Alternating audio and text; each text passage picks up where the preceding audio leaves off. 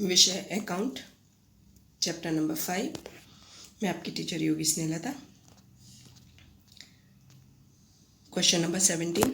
अंकित और ऐशा 2:1 के प्रमाण में लाभ हानि बांटने वाले साझेदार हैं।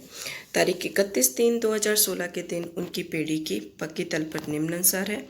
पक्की तलपट दी गई है। पूंजी, दायित्व, रकम, संपत्ति लेना, रकम। सबसे पहले पूंजी दायित्व। अंकिता 64,000, ऐशा 32,000, 96,000 कुल रकम। अनामत फंड 16,800, लेनदार 60,000 और देनी हुंडी 8,000। टोटल हुआ 1,80,800। यंत्र 64,000, फर्नीचर 40,000, स्टॉक 13,600, देनदार 40,000 माइनस 3200 यानी कि 36,800 और रोकड़ बैंक 26,400।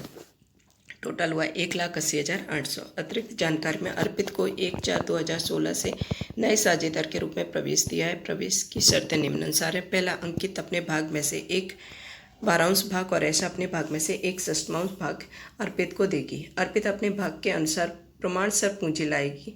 अर्पिता अपने भाग की ख्याति रोकड़ में लाएगी। पेढ़ी की ख्याति का मूल्यांकन 90,000 किया गया है। स्थायी संपत्ति 10% गिसाई पात्र है। सभी साझेदार, सभी देनदार साहूकार हैं। छठा है, बीमा प्रीमियम के चुकाए 12,000 में से 2,400 आने वाले वर्ष खाते ले जाना है। आवश्यक खाता और पक्की तलपट तैयार कीजिए। अब इसका सवाल करते हैं। हेलो स्टूडेंट, हमने क्वेश्चन नंबर 17 करते हैं। क्वेश्चन नंबर 17 में एक एक चीज़ हम सॉल्व करते जाते हैं। यहाँ पे अर्पित को अंकित और ऐशा 2 साझेदार हैं। अंकित और ऐशा 2 साझेदार हैं। जो त्याग का प्रमाण है 2:1, तो त्याग का भाग, क्योंकि यहाँ पे कहा गया है अंकित अपने भाग में से 1/12 भाग दे रहा है और ऐशा 1/6 दे रही है।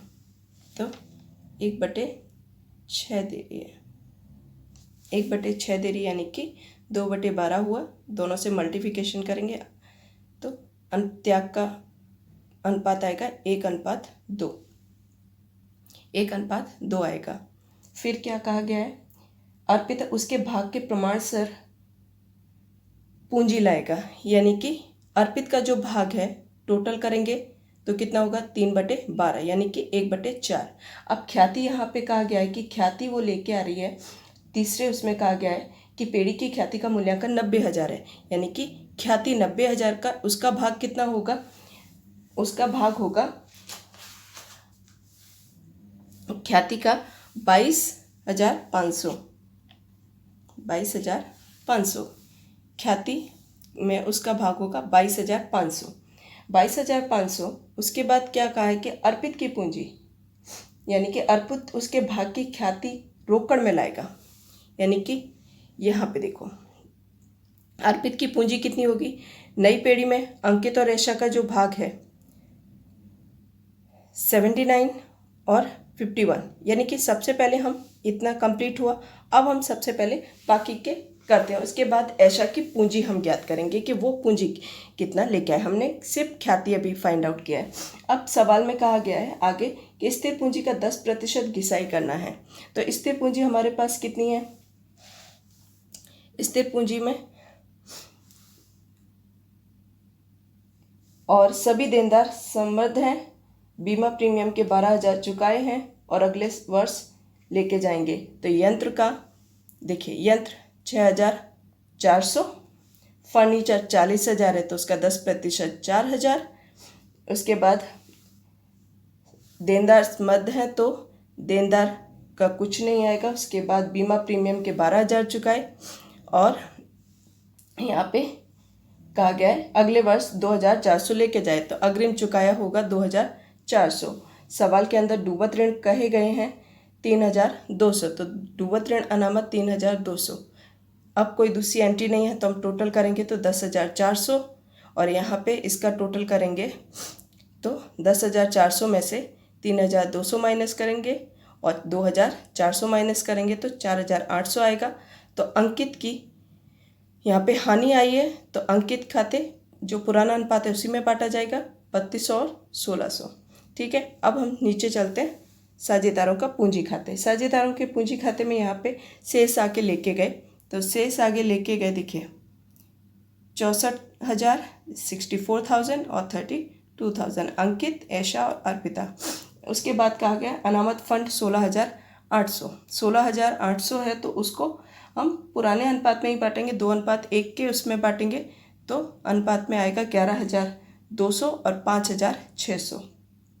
उसके बाद कहा गया है ख्याति प्रीमियम। यहाँ पे ख्याति प्रीमियम यानी कि जो 12,000 आई है, यहाँ पे हमने इस सवाल में तो ख्याति प्रीमियम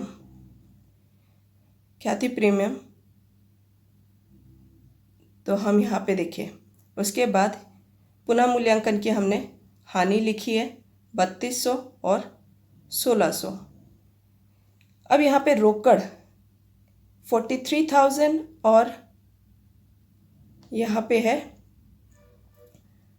43,500। हमने ख्याति निकाली थी 22,500। 22,500 को त्याग के अनुपात में बांटा यानी कि 7,500 और 15,000। अब ये रोकड़ कहाँ से आया है वो अब हम आपको दिखाते हैं। ये देखिए यहाँ पे इसका टोटल किया, नई पेढ़ी में अंकिता का जो भाग है, ठीक है, 59,500 प्लस 51,000 टोटल करेंगे तो 1,30,500। 1,30,500, ठीक है, 1,30,500 यानी कि यहाँ पे जो इसका टोटल हुआ, क्योंकि इसमें अब कंप्लीट हुआ, हम इसका टोटल किया, टोटल करने के बाद माइनस किया, माइनस करने के बाद बाकी शेष कितना आया 79,500 और इसको माइनस करने पे कितना आया, देखिए टोटल हुआ 52,500 माइनस करेंगे 1600, तो 1600 माइनस करने पे कितना आया 51,000। इन दोनों को देखिए यहाँ पे हमने प्लस किया, प्लस करने पे इनका कुल पूंजी कितनी आई 1,30,500। अब संयुक्त इन दोनों का जो संयुक्त भाग है, क्योंकि दोनों ने संयुक्त भाग कितना दिया है अर्पिता को 1/4। अब संयुक्त भाग 1/4 है तो बाकी का हिस्सा कितना होगा, या माना कि कुल भाग 1 हो, उसमें से संयुक्त भाग 1/4 माइनस करेंगे तो बाकी का भाग कितना होगा 3/4 होगा। 3/4 अगर भाग है और पूंजी 1,30,500 है तो अर्पित का भाग कितना होगा, 1/4 में कितना भाग होगा तो 43,500 यानी कि 43,500, यानी कि 1,30,500 गुणा 1/4 ऐसा का भाग। अब ये जब उसके गुणाकार में आएगा तो अपोजिट हो जाता है, 4 का 4 ऊपर जाएगा और 3 नीचे आ जाएगा, तो यानी कि 43,500। अब इसकी पूंजी आ गई हमारे पास, देखिए पूंजी आई तो हमने पूंजी खाते में लिखा 43,500, कुछ है नहीं तो सीधा टोटल लिखा और शेष आगे लेके गए पूंजी खाते में, तो शेष आगे ले गए पूंजी खाता। यहाँ पे पूंजी खाता कंप्लीट होता है। उसके बाद रोकड़ खाता, देखिए रोकड़ खाते में शेष आके लेके गए, आपके सवाल में 26,400 दी गई है। उसके बाद अर्पित की पूंजी खाते 43,000 और ख्याति प्रीमियम हमने जो निकाला 22,500, टोटल करेंगे तो 92,400। अब जो ऊपर की बाकी आई थी पूंजी की बाकी हमने वो लिखी। अंकित की है 79,500, ऐशा की है 51,000 और अर्पित की है 43,500, यानी कि 1,74,000। ये 1,04 प्रवेश के बाद का आर्थिक चिट्ठा है, यानी 1,74,000। सवाल में लेनदार आपके 60,000 दिए और देनी हुंडी आपकी 8,000 दी है।